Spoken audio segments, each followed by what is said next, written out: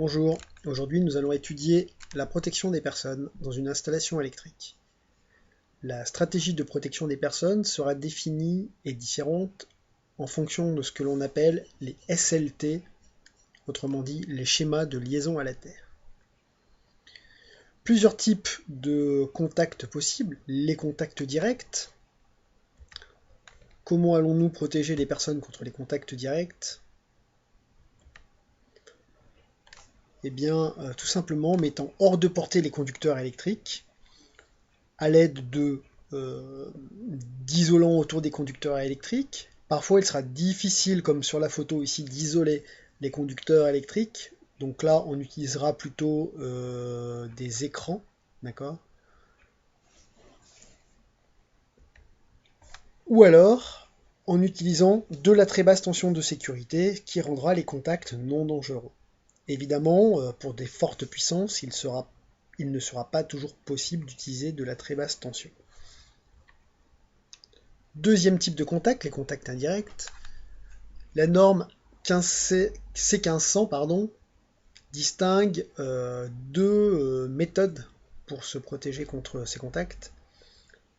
Les méthodes dites passives, sans coupure d'alimentation. Donc là encore une fois on utilisera de la très basse tension de sécurité, des appareils de classe 2, c'est-à-dire des appareils avec une double isolation électrique, ce qui interdira la possibilité de toucher des parties actives sous tension, etc. Deuxième technique, je dirais, les mesures dites actives avec coupure automatique de l'alimentation en cas de défaut.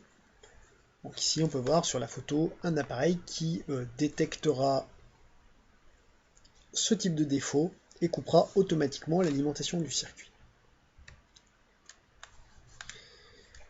Donc maintenant je vais vous définir les différents schémas de liaison à la Terre et on les définit par la position du neutre, ce qu'on appelle donc les régimes de neutre. Donc toujours notre chère norme C1500 définit trois régimes de neutres différents qui sont caractérisés par deux lettres, voire parfois une troisième lettre.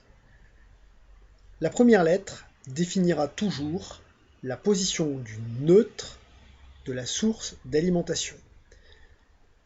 Si le neutre de l'alimentation est relié à la Terre, alors la première lettre sera T. Ici, on voit le neutre de la source d'alimentation, elle est reliée à la Terre, donc la première lettre sera la lettre T. Deuxième lettre possible, c'est la lettre I. On pourra isoler de la Terre le neutre de la source d'énergie, ou alors isoler en tout cas à l'aide d'une impédance très élevée. Dans ce cas-là, on aura la lettre I. Ici, on voit la source d'alimentation qui est isolée par rapport à la Terre. Alors on détaillera cette partie dans le chapitre consacré à ce schéma de liaison à la Terre. Deuxième lettre, c'est la lettre qui va caractériser les masses métalliques de l'installation. D'accord ?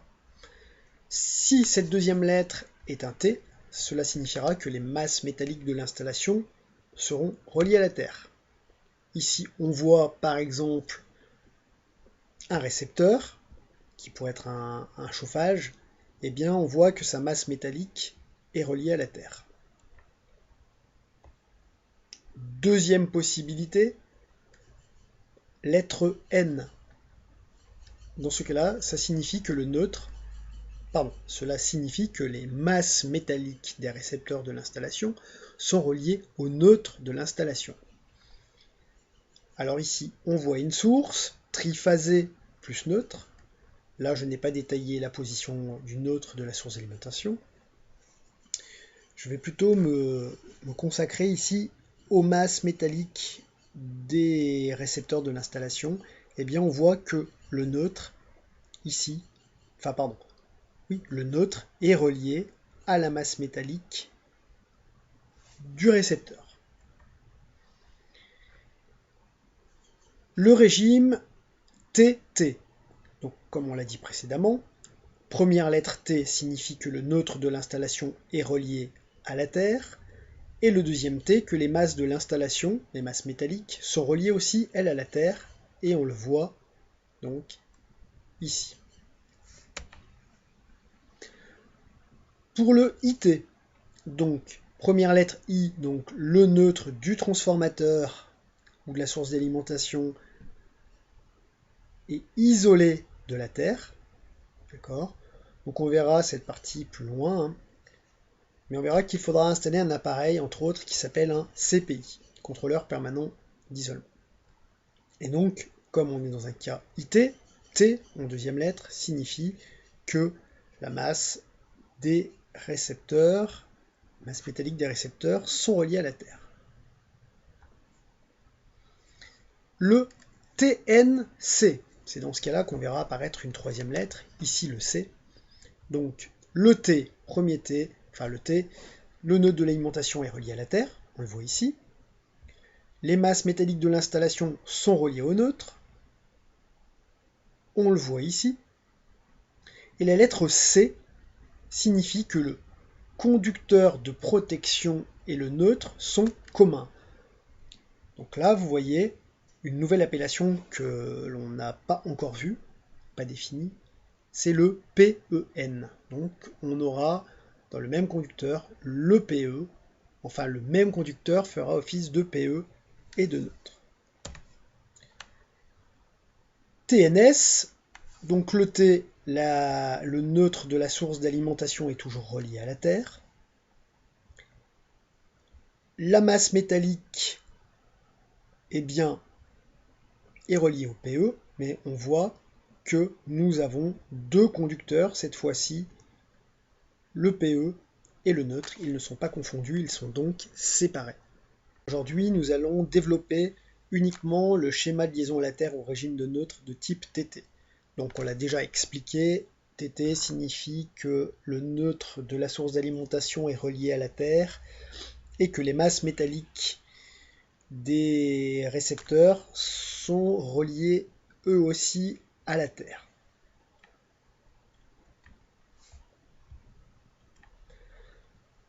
On retrouve un schéma TT. Et là, problème sur la phase 1 qui vient parce que peut-être le câble aura été un peu détérioré, vient en contact avec la masse métallique du récepteur. Que se passe-t-il? Eh bien, nous avons un générateur ici. Le courant passe par ici et se reboucle par la Terre et remonte dans le neutre. Donc là, on a une boucle, on a bien une circulation d'un courant. Détaillons un petit peu. RD, qui sera négligé parfois, et la résistance de défaut, c'est-à-dire que entre un petit défaut d'isolation sur un câble ou un contact franc de ce câble sur la masse métallique, eh bien la résistance équivalente n'aura pas du tout la même valeur. Une résistance RA, appelée RU aussi, résistance d'utilisation, c'est la résistance qui est liée, enfin qui dépend du conducteur qui reliera les masses métalliques à la Terre. Donc ça dépendra de sa résistivité, de sa longueur et de sa section. Rn, c'est la résistance de prise de terre du neutre. Donc cela dépendra également aussi du piquet de terre, mais aussi de la longueur du câble qui reliera le neutre de la source à la Terre. Que se passe-t-il quand on a ce courant de défaut? Eh bien, pour pouvoir comprendre et établir tout un certain nombre de règles, eh bien, il faut faire le modèle équivalent électrique. Donc, on a une source de tension ici entre phase neutre, donc une tension simple, V. Donc, je la mets sur mon schéma équivalent. Ensuite, si je suis le circuit, qu'est-ce que je trouve? Une résistance de défaut RD. Je la mets dans mon circuit. Je trouve une résistance RA que je mets dans mon circuit. une résistance équivalente RB que je mets dans mon circuit. D'accord? Je remets la position de la Terre. Ça, c'est la position de la masse métallique qu'on retrouve entre RD et RA. On retrouve la position de la Terre entre RA et RB. Et pour finir, on referme le circuit. Donc voilà notre schéma équivalent. Une source de tension, 3 résistances en série.